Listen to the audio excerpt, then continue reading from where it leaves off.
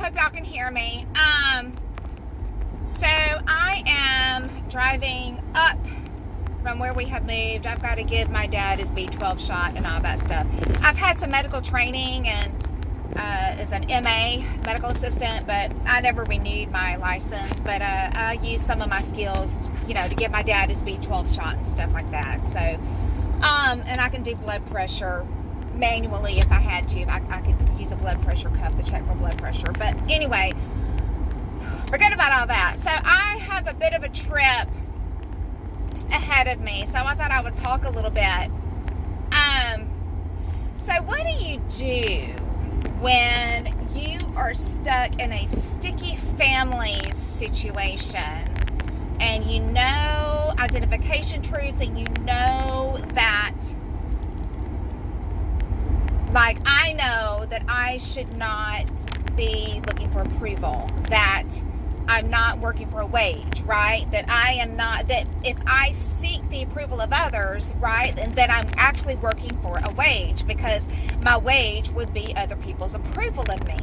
And I know that sometimes, I know that I can't please everybody all the time. And that even includes members of my family. My parents and or my sister. So what do you do when a family situation comes up? Well, I've been kind of put in a similar type of situation, and without going into too much detail here, it's like my sister's kind of perturbed at something, and then my mom has dementia, right? So we finally have placed my mother-in-law in a nursing home. It was time. And my mother was doing okay with her dementia. Then she lost her younger sister, my aunt. She's eight and a half years older than her sister, and she was always prepared to be the one to go first. So she is dealing with extreme grief on top of dementia over losing her sister. I believe that is pushing her dementia several levels forward. So I feel like she's rapidly deteriorating with her dementia. It's getting bad fast. So my dad's doing what he can. But anyway, so my mom's mad at me irrationally, about something. And then at a certain situation, my sister's perturbed at a certain situation. So what do? Well, I feel like the Lord is using this situation to teach me even more deeply the fact that I can do to the best of my ability. I can do my best on my end, right? I can do what I can to the best of my ability on my end, and then whatever is beyond my control, and if they still choose to be mad, well, my mom, I could just write that off. It's dementia, it's irrational, it's no big deal. But like my sister, I just have to let it go and just not be offended by her offense. And that's a good lesson for me to learn. That's a very good lesson for me to learn. And so, and it is a hard situation. I'm not saying that there's no cause. There is cause. But I can't get wrapped up at the same time in never stepping out of line, seemingly, or never doing anything that may be perceived by any member of my family as selfish. I don't know. So yeah, I'm in a situation right now where I'm having to really preach the gospel to myself, and I'm having to realize, I just passed a dead pet on the road. Oh, it's so sad. But the Lord, not one sparrow falls to the ground apart from the Lord's compassionate knowledge. So I believe that precious animal is in heaven waiting. Yes, so, sorry, I digress. Okay, so, I'm sorry, guys. I love animals, so I have a tender heart, but, anyway, but God's taking care of that one. So I'm having to really preach the gospel to myself. I'm really having to remind myself that my responsibility to please my family it's not my responsibility.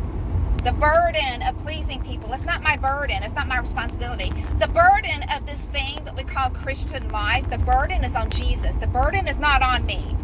You know, like after I do to the best of my ability and then I let it go and then I have to quit groveling over it and quit replaying it over and over and over in my mind. We've all been there, right? So, just because when I forget these identification truths, then I start trying to really grovel and apologize and get on my family's good side. And that's not the right thing to do. The right thing to do is, with the Lord's help, to fix the situation to the best of my ability, but then let it go and just trust the Lord through it. And if they're still mad and if they still choose to perceive that I haven't done enough to fix it, then that's not on me. And that's okay. And if people choose to remain mad at me, I need to realize that that is okay, because it's not my burden. This Christian life, this walking out everything, the burden's on Jesus, not on me. And I have to let it go and trust God and preach the gospel to myself that I am pleasing to God, that God is not mad at me, that I am his child, that I have been crucified with Christ, I have been buried with him in his death and baptism, and that I have been raised to newness of life with Jesus inside of me as the life-giving spirit. Groveling sucks the life out of you. I know it does me. But trusting in the Lord and preaching the gospel to myself, that keeps me anchored. I keep thinking of that song, My Anchor Holds. I don't remember who sang it or whatever, but if you just look at the words, I think I'll have to find the words or something, but Jesus is my anchor. And yes, my anchor holds. My anchor is sure. My foundation is sure. My standing is sure. Jesus is my firm foundation. Other people's opinions, they are the quicksand that if I try to live my life based on other people's opinions of me, that's nothing but quicksand. I'm going to sink, and it's going to sap all of the joy out of my life. And Christ, the joy of the Lord is my strength. Christ is my source. Christ is my all in all. So I just don't know if anybody might be facing any interesting family dynamics that maybe the Lord might be using in your life to teach you more about identification truths. So, guys, this is an addendum to that. I would love to hear in the comments if the Lord either currently or in the past used a family situation or a similar type of situation to teach you identification truths. I would love to hear about it in the comments. So let me know in the comments. Okay, God bless.